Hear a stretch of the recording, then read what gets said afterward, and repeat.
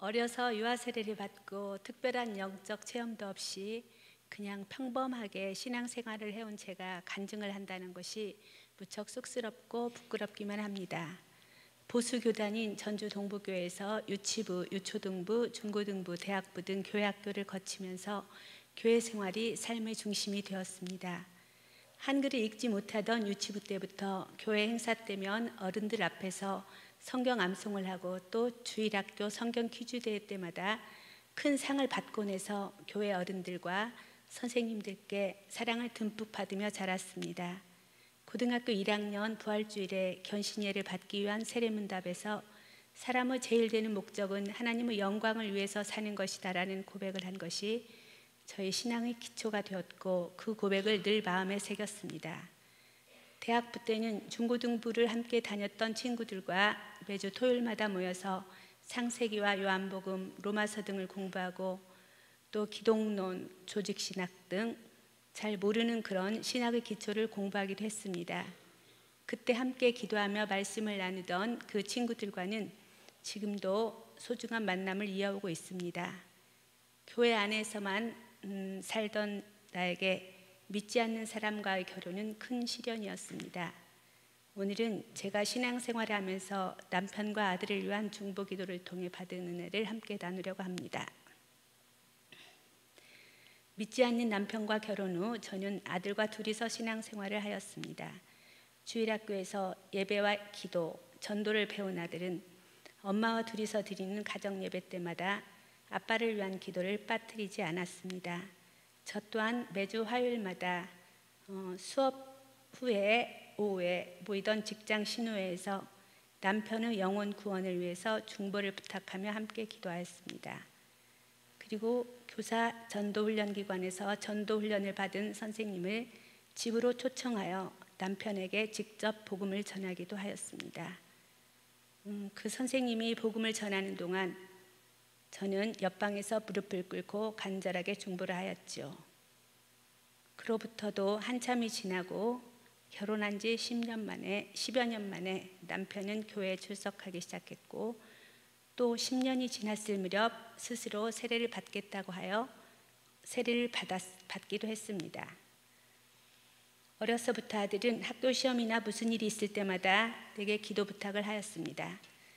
아들이 고3 대학 입시를 앞두고 있을 때 저희 성북교회는 성전 건축을 준비하며 저녁마다 8시에 모여서 기도하였습니다. 자녀가 고3 수험생인데도 새벽 기도회에 오기 어려웠던 저는 저녁 기도 모임에 나왔습니다. 성전 건축과 다른 중보할 기도 제목이 많아서 정작 고3 아들을 위해 기도할 시간은 없었습니다. 그래도 매일 나와서 나라와 교회와 다른 이들을 위해 중보 기도를 하였습니다. 아들을 위한 기도는 또 다른 분이 해주셨습니다. 권사님들이 수험생 한 명씩 담당하여 기도해 주셨는데 돌아가신 박무영 권사님께서 저희 아들이 중보 담당자이셨습니다. 아들이 군대에 갔을 때 저는 아들이 하나님을 만나는 체험을 하게 해달라는 기도 제목을 중보 기도팀에 적어냈습니다. 광주에서 군 생활을 하던 아들이 어느 날 저녁 울먹이며 전화를 하였습니다. 아우구스티누스의 고백록을 읽다가 하나님을 만났다며 요한복음 14장 내 아버지 집에 거할 곳이 많도다. 내가 너희를 위하여 거처를 예비하러 가노라 하신 예수님 이야기를 1시간이 넘게 울면서 이야기를 하였습니다.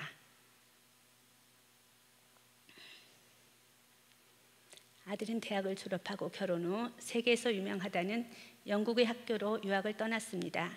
하지만 유학 생활은 순탄하지 않았습니다. 세계에서 가장 우수한 학생들이 모인 학교에서 모국어가 아닌 영어로 그것도 철학을 공부한다는 것이 너무나도 어려운 일이었습니다.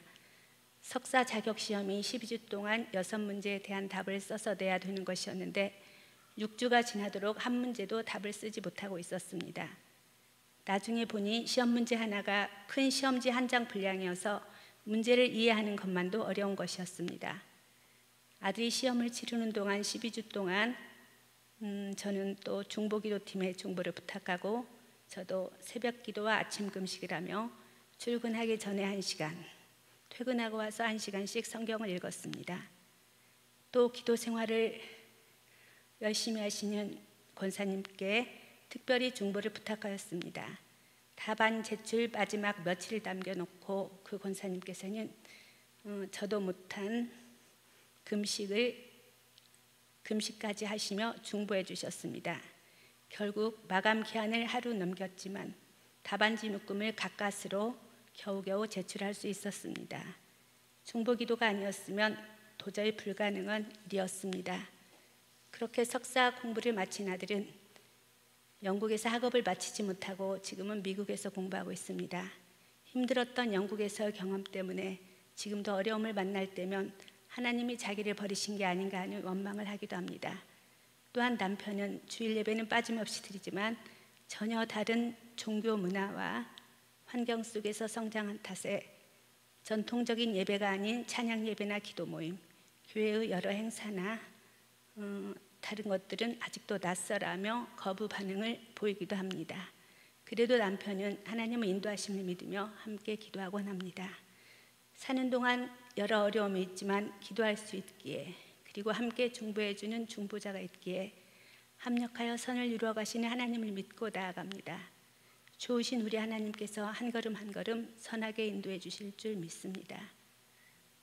권사임직을 받은 지 올해로 10년째가 됩니다. 권사로서의 신앙에 자신이 없어서 직분 받기가 두려웠습니다. 준비가 어느 정도 되면 권사 직분을 받겠다며 미루었습니다. 몇 년 후에 목사님께서 다시 권면하실 때 직분을 받겠노라고 말씀드렸습니다. 하늘나라 갈 때까지 권사 직분 받을 준비는 되어 있지 못한다는 것을 깨달았기 때문입니다. 직분을 받고 나서 권사로서 바른 신앙인이 되겠다고 다짐하였지만 돌아보면 또 아쉽기만 합니다. 이제 다시 또 장로 피택을 받게 되었습니다. 내 자신이 부족함을 너무나 잘 아는 저로서는 부끄럽기 짝이 없습니다. 또 어찌 감당할 수 있을지 막막하기만 합니다. 그러나 310장의 찬송을 부르며 이 또한 주님께 맡기고 나아갑니다. 아, 하나님의 은혜로 이 쓸데없는 자 왜 구속하여 주는지 난 알 수 없도다. 내가 믿고 또 의지함은 내 모든 형편 아시는 주님, 늘 보호해 줄 것을 나는 확실히 아네. 아무짝에도 쓸모없는 나를 불러주셔서 구원해 주시고 나의 부족함과 내 모든 형편을 아시는 우리 주님께서 늘 인도하며 보호해 주실 것을 확실히 알기에 오늘도 우리 주님을 믿고 의지하며 나아갑니다. 감사합니다.